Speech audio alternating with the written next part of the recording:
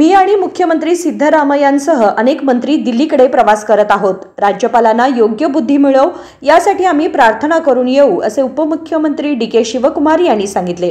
बेंगळुरूमध्ये माध्यमांशी बोलताना डी.के. शिवकुमार म्हणाले की कोणालाही दिल्लीला येण्याचा अधिकार आहे। येणाऱ्यांना आम्ही थांबवू शकत नाही। विभाग आणि पक्षाचे काम असते। आम्हाला पक्ष आणि विभागासह सर्व कामे आहेत। त्यामुळे मी आणि मुख्यमंत्री दिल्लीकडे जात आहोत असे ते म्हणाले। ಡೆಲ್ಲಿಗೆ ಹೋಗ್ತಾ ಇದ್ದೀರಿ ಸರ್, ಕೂಡ ಬರ್ತಾ ಇದ್ದಾರೆ ಸರ್। ಯಾರು ಬೇಕಾದ್ರೂ ಬರೋದನ್ನ ಯಾರು ನಾವು ಬೇಡನಕ್ಕಾಗಲ್ಲ। ಅವರದ್ದೇ ಡಿಪಾರ್ಟ್ಮೆಂಟ್ ಕೆಲಸ ಇರ್ತದೆ, ಪಾರ್ಟಿ ಕೆಲಸ ಇರ್ತದೆ, ಎಲ್ಲ ಇರ್ತದೆ।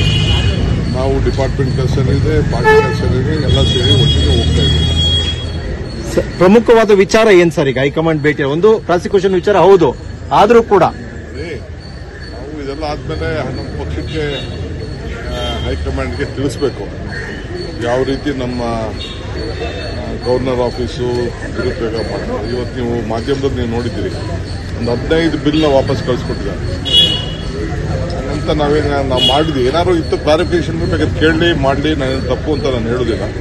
ಆದರೆ ಎಲ್ಲ ಬಿಲ್ನ ಯಾಕೆ ಪ್ರಜಾಪ್ರಭುತ್ವದ ವ್ಯವಸ್ಥೆಯಲ್ಲಿ ಸರ್ಕಾರಗಳು ಹಾಕಿರ್ಬೇಕು? ಬಿಜೆಪಿ MLAಗಳು ಹೋಗಿ ಹೇಳಿದ ತಕ್ಷಣ ಎಲ್ಲ ವಾಪಸ್ ಕಳಿಸ್ಬಿಟ್ರೆ ಹೆಂಗಾಗ್ತದೆ?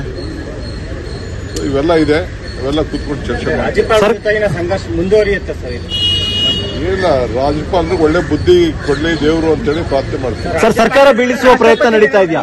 ಸರ್ಕಾರ ಬೀಳಿಸೋಕೆ ಪ್ರಯತ್ನ ಯಾವ ಪ್ರಯತ್ನ ಮಾಡಿದ್ರು ಏನು ಆಗುದಿಲ್ಲ।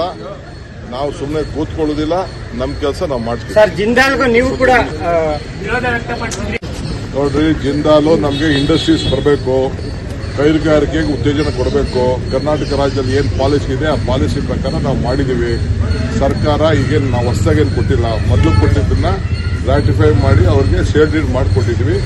ಸಾವಿರಾರು ಜನ, ಲಕ್ಷಾಂತರ ಜನ ಇಂಡಸ್ಟ್ರೀಸ್ಗೆ ಏನು ಒಂದು ಇದನ್ನ ಮಾಡಿಕೊಟ್ಟಿದ್ದೀವಿ, ಅದನ್ನೇ ನಾವು ಮಾಡಿರೋದು। ಬಿಜೆಪಿಯವರು ಏನು ಮಾಡಿದ್ದಾರೆ ಅದನ್ನೇ ನಾವು ರಾಟಿಫೈ ಮಾಡಿದ್ದೀವಿ। राज्यपालांना देव योग्य बुद्धी देव यासाठी मी प्रार्थना करत आहे। सरकार पाडण्यासाठी कोणताही प्रयत्न असला तरी ते होणार नाही।